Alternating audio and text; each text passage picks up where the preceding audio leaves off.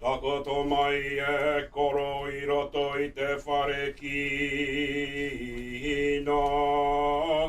Kato ki a toki e te anu makato. Manawa. The history of this name begins with the people of Ngāti Hangarau. The people of Ngāti Hangarau descend from Tamatea Ariki Nui, Kaihautu of the Takitumu Waka.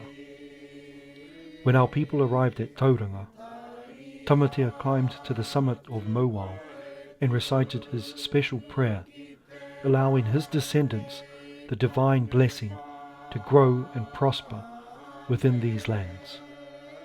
Whakatina kia tina ko te morei Hawaiki, e pupu ana hoki, e wawa ana hoki, tore wa tū ki te rangi. The mauri of the Takitumu Waka was instilled into the great fish of Maui, and the land became our home. Ngāti Hangarau mana over the rohe of the Wairoa River derives from our whakapapa to our waka, Takitumu, and our iwi, Ngāti Ranginui. Through the many generations since the arrival of our waka, we have held mana whenua in Tauranga Moana, together with our neighbouring hapu of Ngāti Ranginui. Our mana and our kaitiakitanga of our lands have never been extinguished.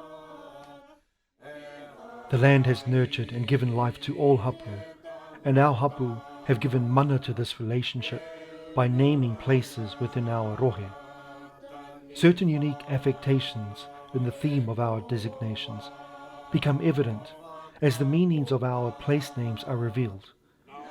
As part of the process of ensuring that our relationship with our land remains intact, we regard her to be a part of our own body, an extension of ourselves, our genealogical ancestor.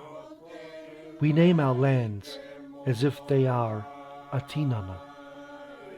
This theme leads us directly to the gifting of the name Manawa.